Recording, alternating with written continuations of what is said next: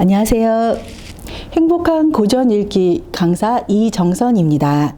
예, 여러분한테 우선 책을 한 권 소개해드리고자 합니다. 제가 요 근래에 굉장히 재미있게 읽었던 책입니다. 오지게 재미있게 나이듦이라는 책인데요. 올해 10월 달에 나온 신간입니다. 이 김재환 이지은이는요, 영화 감독입니다. 그래서 이 책이 먼저 영화로 만들어진 책이에요. 그 다음에 책으로 나왔습니다. 전 영화는 본 적이 없고 이 책으로 접하게 됐는데요. 이 책을 고른 이유는 일용할 설렘을 찾아듣는 유쾌한 할머니들이라는 설렘이란 단어가 제 마음에 들어와서 그래서 이 책을 고르게 되었습니다. 그래서 70대 이상의 할머니들께서 재미나게 일상생활을 하시면서 거기서 또 한글을 공부하시면서 나누는 재미있는 이야기로 구성되어 있고요. 1시간 정도면은 쉽게 책장이 넘어가서 읽으실 수 있을 만한 책입니다. 네, 그러면은 이 책을 좀 소개해 드리겠습니다. 네, 이 책을 지은이가 이 영화를 찍게 된 이유는 어머니의 혹시 가능하다면 내 친구들이랑 까르르 웃으면서 볼 수 있는 영화 한 편만 만들어주면 안 될까라는 어머니의 부탁으로 인해서 만들어지게 되었습니다. 그래서 여기에 이 책이 속삭이네요. 오늘을 살아가라고 눈이 부시게. 이 이야기는 김혜자 선생님께서, 탤런트 김혜자 선생님께서 이 책을 읽고 품평을 남겨주신 이야기입니다. 그리고 이 밑에 있는 프롤로그를 제가 살짝 여러분한테 소개해 드리겠습니다. 인생은 두더지 게임 같아요. 아무리 눌러도 계속 문제가 올라오거든요. 게임처럼 우리 인생도 끝날 때까지 고뇌의 두더지가 멈추지 않겠지요. 네. 그래서 끊임없이 밀려오는 일상의 파도에 지쳐 잠시 피하고 싶을 때면 어머니 생각이 납니다. 어머니랑 있으면 편안해지고 다시 힘을 내서 앞으로 나아갈 에너지가 채워져요. 이 내용은 프롤로그에 나오는 이야기입니다. 예, 여기 보면서 우리 어떠한 사람을 존경하게 되고 어떠한 사람을 존경하게 될 때 그 존경의 이유가 무엇일까요? 그것은 그분이 지성도 갖추고 있고 인성도 갖추고 있고 그러한 존경할 만한 사람이라고 생각돼서 그래서 존경하게 될 거예요. 근데 저는 이 책 속에 나오는 이 70대의 할머니들이 굉장히 존경스럽더라고요. 예, 그거는 그분들이 70살까지 열심히 인생을 사셨고 그리고 도덕적으로 또 윤리적으로 또 열심히 산 인생에 대한 책임을 지고 계시기 때문일 거예요. 우리가 아무리 지성이 갖추어져 있고 인성을 갖추어지고 있는 사람이라 하더라도 윤리적인 인간이 아니라면은 우리가 과연 존경할 수 있을까 하는 생각이 듭니다. 예, 그러면은 동양 철학과 서양 철학에 대해서 좀 이야기 나누겠습니다. 서양 철학은 자유와 평등에 대한 기반을 두고 있습니다. 그것은 개인의 의무와 책임을 중시 여기죠. 그에 반해서 동양 철학은 공동체 윤리에 기반을 두고 있습니다. 그거는 우리 말 속에서도 많이 표현되고 있어요. 우리가 얘기할 때 제가 지금 방금 말한 것처럼 우리 나라, 우리 집, 우리 부모님, 우리 남편, 우리 아들, 우리 딸, 우리는 항상 우리라는 말을 붙여서 말하고 있습니다. 그것은 한 울타리 안에 같이 생활하고 있는 우리 가족을 두고 있습니다. 이 가족 관계에서 특히 너와 나의 관계에 중점을 두고 있습니다. 예. 오륜은 인륜입니다. 인간이 가장 꼭 지켜야 될 도리를 인륜이라고 그러고요. 그 중에서 5가지를 오륜으로 들고 있습니다. 첫 번째, 부자 유친. 아버지와 아들은 친함이 있어야 한다. 두 번째, 군신유의. 임금과 신하는 의리가 있어야 한다. 세 번째, 부부유별. 남편과 아내는 분별이 있어야 한다. 네 번째, 장유유서. 어른과 아이는 차례가 있어야 한다. 붕우유신, 친구와 친구 사이에는 신의가 있어야 한다. 예, 각각 부자는 친을 강조하고 군신은 의를 얘기하고 있고요. 부부는 분별을 이야기하고 있으며 장유유서는 차례를 이야기하고 있고 친구와 친구, 붕우가는 신의를 이야기하고 있습니다. 예, 거기서 이 부자유친과 부부유별과 장유유서는 정감에 기반을 두고 있습니다. 그에 반해서 군신유의는 의리에 기반을 두고 있습니다. 그리고 또한 붕우유신, 친구는 정감과 의리를 같이 가지고 있습니다. 예, 그리고 부자유친과 부부유별과 장유유서는 가정 안에서 이루어지는 도리입니다. 예, 그렇게 보면은 오륜의 이 세 가지나 가정 안에서 이루어진다면은 이 가정 안에서의 윤리가 얼마만큼 중요한지 알 수 있을 거예요. 가정은 인간이만이 가지고 향유하고 있는 것입니다. 그러면은 동물도 부부관계를 맺고 또 새끼를 낳아서 그 새끼가 장성해서 떠날 때까지 잘 보살피지 않으니까는 엄밀하게 말해서 가정은 아닐지라도 동물도 하지 않느냐 이렇게 말하실 수 있지만은 가정생활은 그것만을 얘기하는 게 아니라 우리가 먼저 떠나신 조상님들을 기억하고 또 내 뒤에 후손들을 염려하며 그 다음에 남편과 아내 그 다음에 자식과 또 부모님에 대해서 대화와 정을 나누면서 같은 감정을 공유할 수 있는 것. 그게 바로 인간이 지키는 가정생활이겠죠. 그렇다면은 그런 것들은 인간만이 지금 느끼고 있는 겁니다.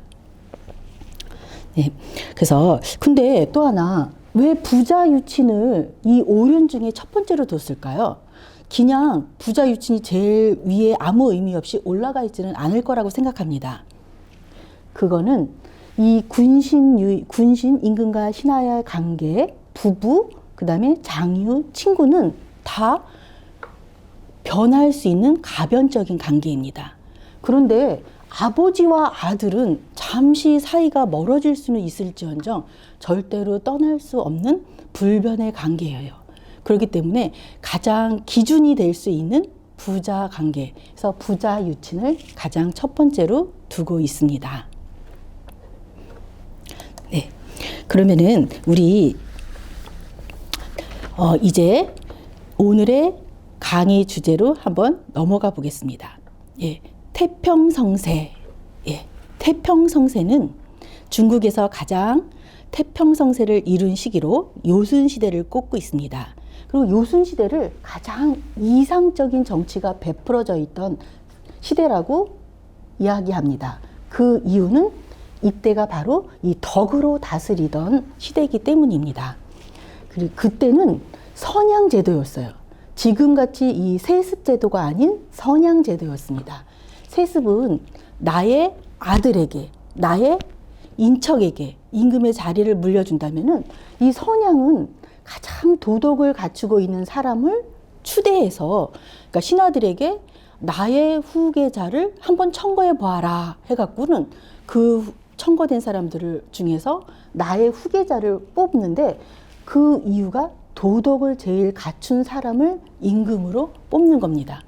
그리고 바로 그 사람을 임금으로 바꾸는 게 아니라 그 사람을 들여다가 나 밑에서 교육을 시켜서 그 내가 죽은 다음에 그 사람이 무리 없이 다음 임금 자리를 갖출 수 있게끔 도와주고 있습니다.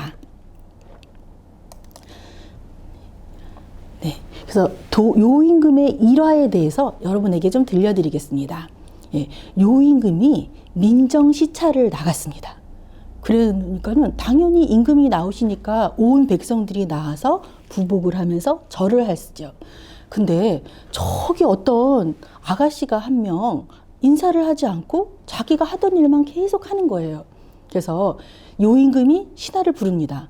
아니 저기 저 처자는 어떤 처자냐? 그럽니다. 그러니까는 뽕 따는 처녀인 줄 아옵니다.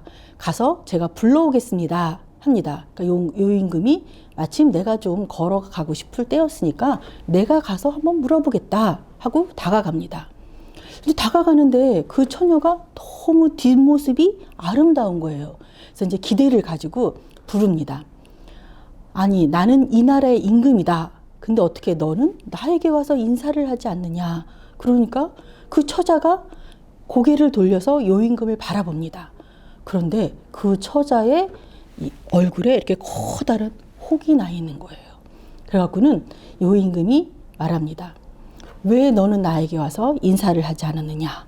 그러니까 그 처자가 하는 말이 제 소임은 뽕 따는 일입니다. 그래서 임금님한테 인사를 드리러 가는 것보다 제가 맡은 바 소임을 다하는 것이 더 중요하다고 생각합니다. 이렇게 말하는 거예요. 그러니까는 요 임금이 기분이 이제 상해가지고는 너 얼굴에 있는 그 커다란 혹이 부끄럽지 않느냐? 그렇게 또 물어봅니다.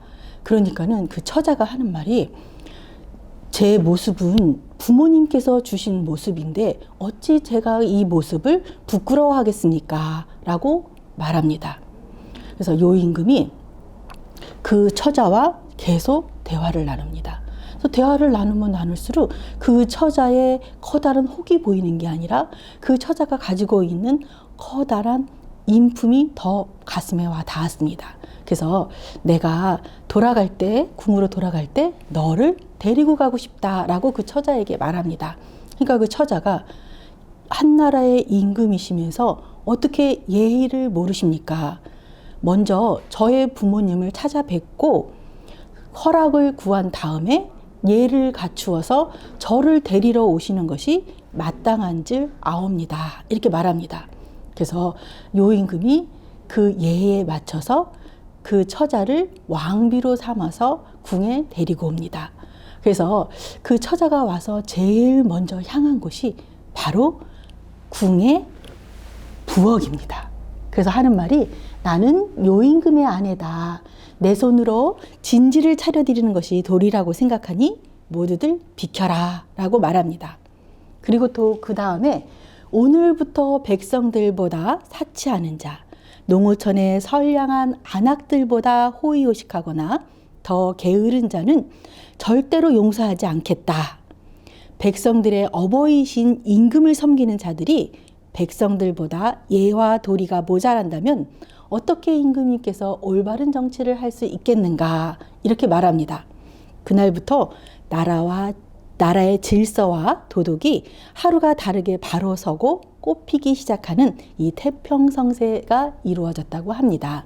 그래서 요 임금의 왕비가 돌아가셨을 때 온 백성들이 울면서 통곡했다고 합니다.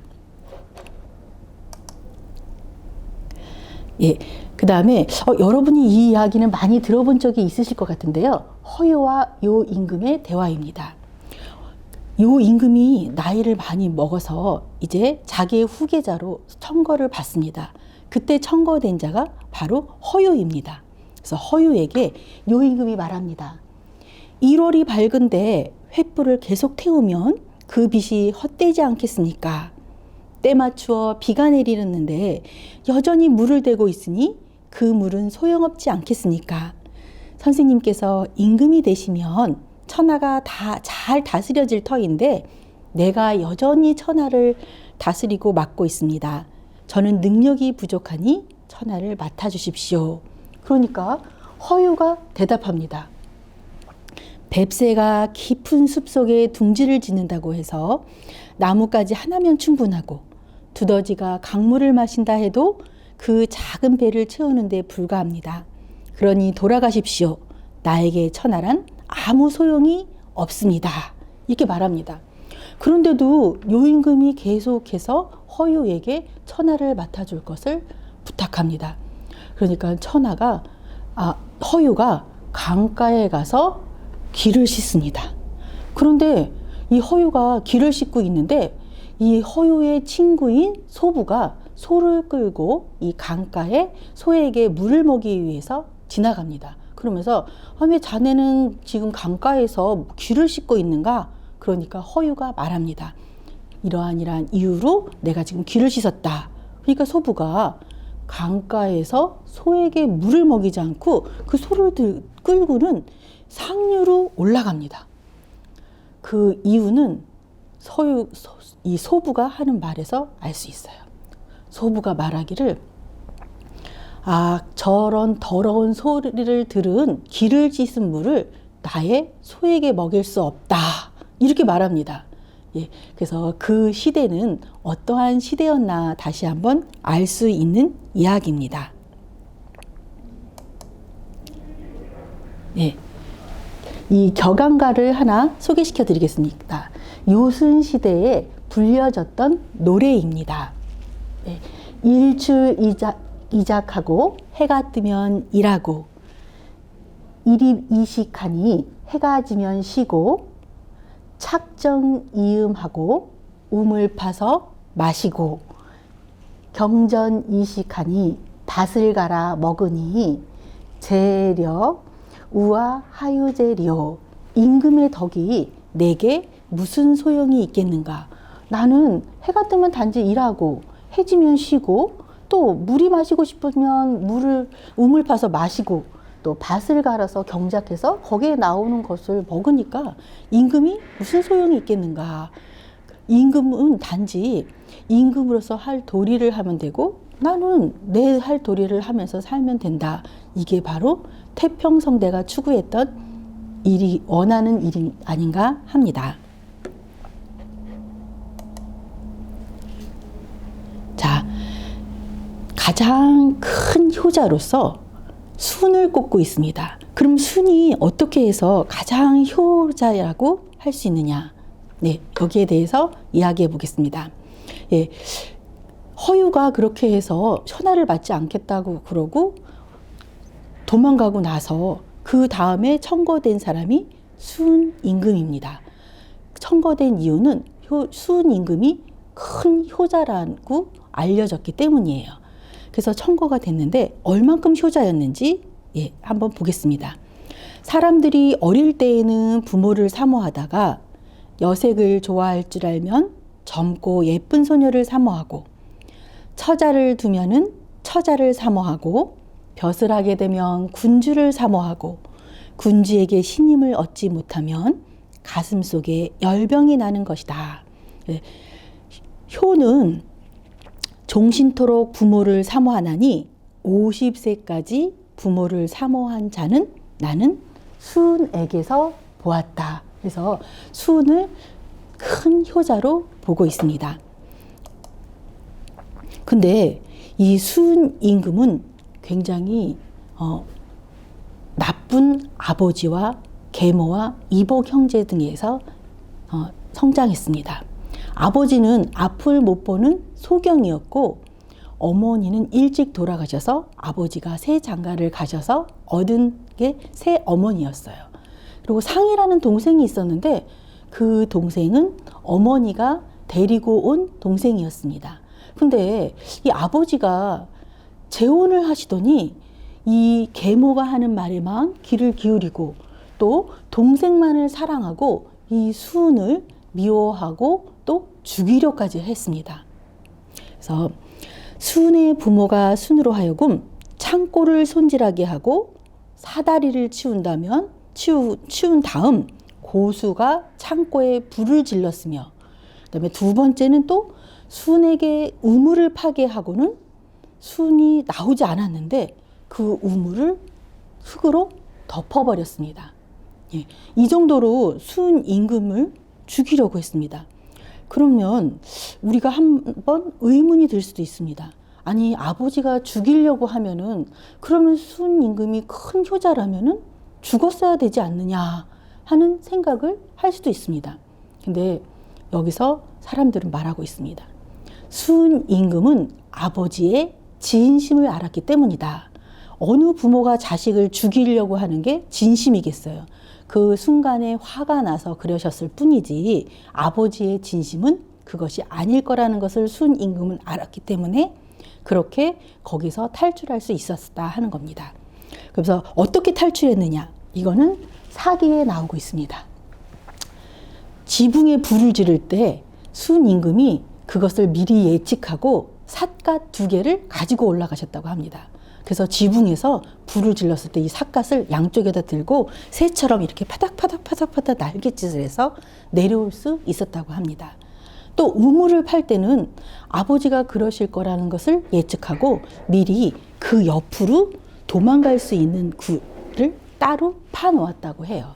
그래서 거기에 숨어 있다가 나올 수 있었다고 합니다. 자, 우리가 가장 많이 생각하는 게 내가 한 일을 먼저 생각합니다. 그래서 내가 이렇게 오랫동안 공을 들였는데 왜 이 사람은 꿈쩍도 하지 않느냐, 이렇게 많이 생각할 수 있습니다. 예, 여기서 순임금에게서 다시 한번 보겠습니다. 순임금이 천자가 됐기 때문에 이 천자의 동생은 당연히 제후가 됩니다. 제후가 되면은 토지와 신하가 하사되는 게 당연하고요. 그래서 이 순임금의 동생 상을 이 유비국이라는 데에다가 제후로 보냅니다. 근데 신하들이 걱정하면서 물어봅니다. 상은 인자한 덕이라고는 찾아볼 수 없는 자인데 그를 어떻게 제후국의 군주에 앉힐도 되겠습니까? 그러니까 순임금이 말합니다. 나의 가장 훌륭한 신하들을 상을 따라가도록 하겠다, 이렇게 말합니다. 그래갖고는 이 상은 제후라는 이 감투만 입고 신하들이 알아서 이 상이 훌륭한 군주가 될 수 있도록 보필을 하는 거죠. 그러고 순임금이 자주자주 이 상을 궁궐로 부릅니다.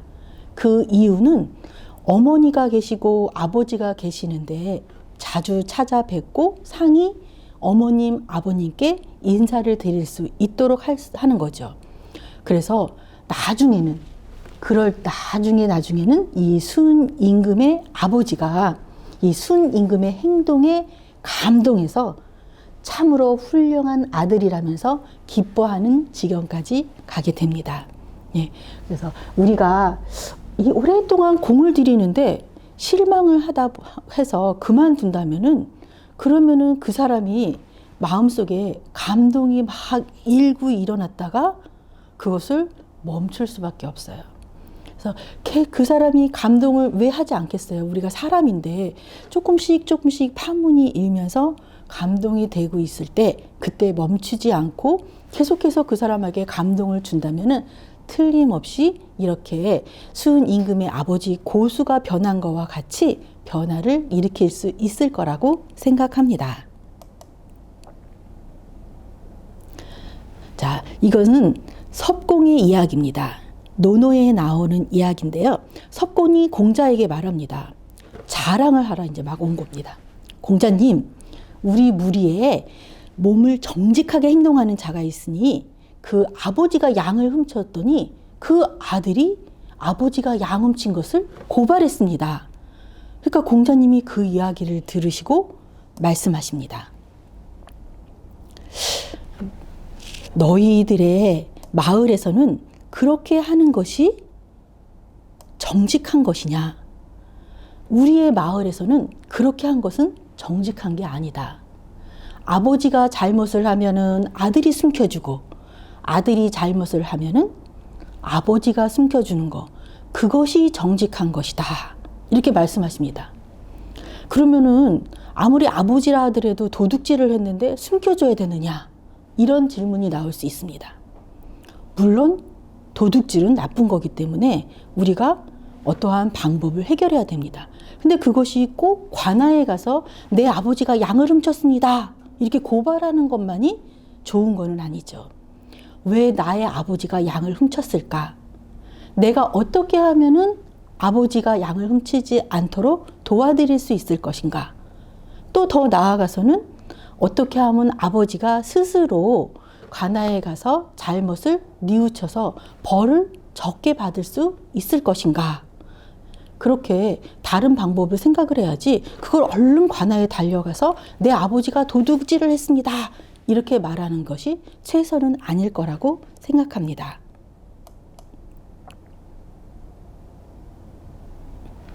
네. 오늘의 가장 제가 하고 싶었었던 이야기입니다. 우리가 부자 관계를 이야기할 때 효에 대해서 많이 이야기합니다. 어떻게 하면은 효해야 되고 부모님한테 어떻게 해야 되고. 예, 그 이유는 부모는 자식 사랑을 당연시 하는데 자식이 부모에게 자기가 받은 사랑만큼 효도를 하지 않기 때문에 하는 이야기라고 생각합니다. 그런데 부모는 노력을 하지 않고 자식만 노력을 하는 걸까요? 그렇지는 않을 겁니다. 그래서 옛날에 성현들이 지금보다 훨씬 더 현명한 분들이 아니었나 하는 생각이 듭니다. 예, 옛날에 성현들은 아들을 직접 가르치시지 않으셨다고 해요. 요즘에 부부 간에 꼭 하면 안 된다는 것 중에 하나가 남편이 아내에게 운전을 가르치는 거라고 합니다. 예, 그러면은 100% 싸움이 나니까는 절대로 남편에게는 운전을 배우지 말고 꼭 돈을 들여서 운전면허 학원에 가서 운전을 배워야 된다. 우리 이렇게 말을 합니다. 예, 그렇게 우리 가까운 사람에게 더 많은 상처를 줍니다. 여기에 나오는 이야기 중에 제가 아까 소개시켜드린 책에 나오는 이야기 중에서 할머니가 말씀하십니다. 하늘에서 내게 인내를 가리키기 위해서 너를 보내셨구나. 이렇게 자식에게 이야기합니다. 네. 그럼 자식은 부모에게 많은 것을 가르쳐 줍니다.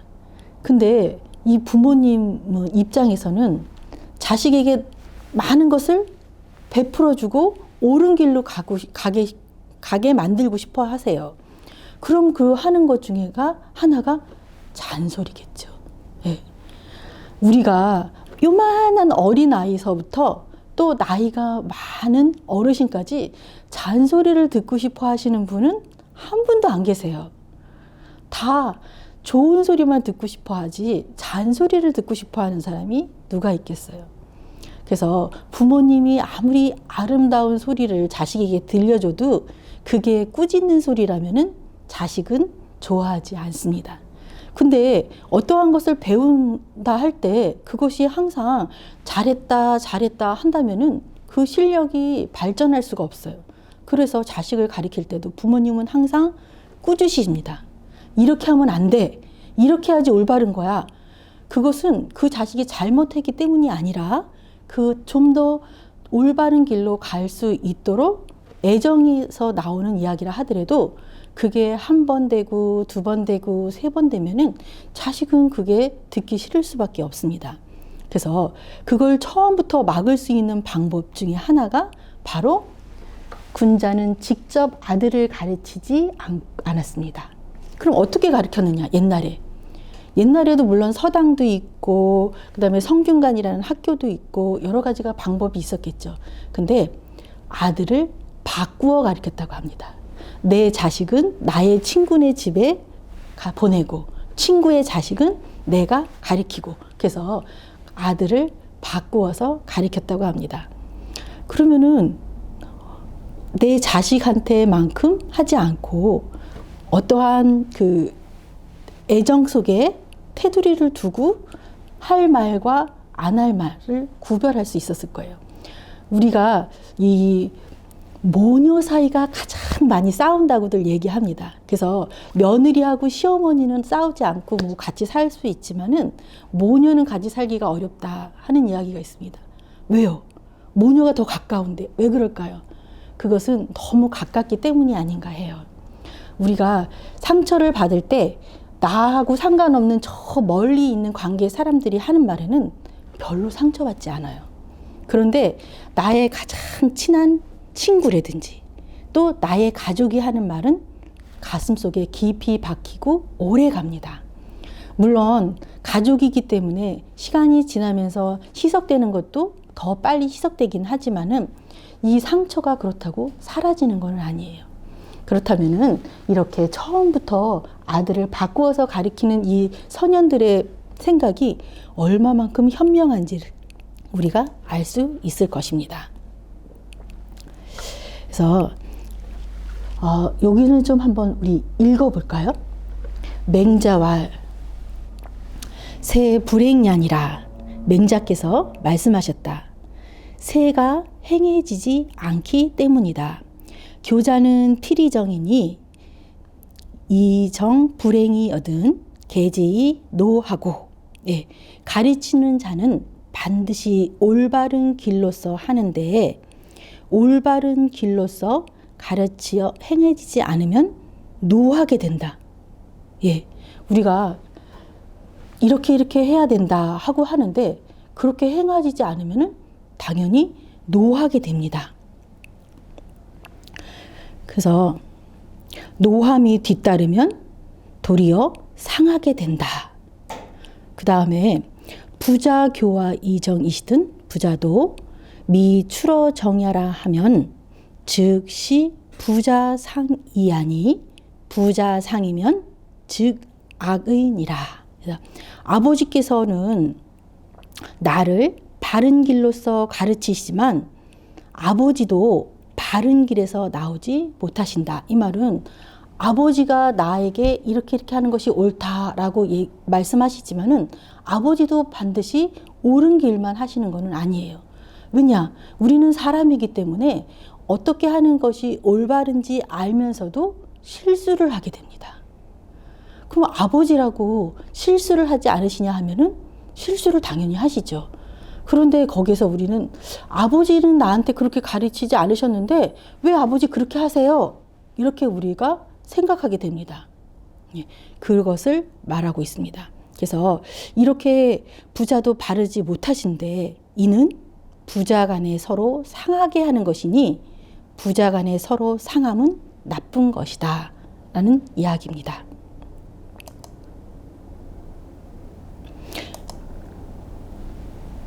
예.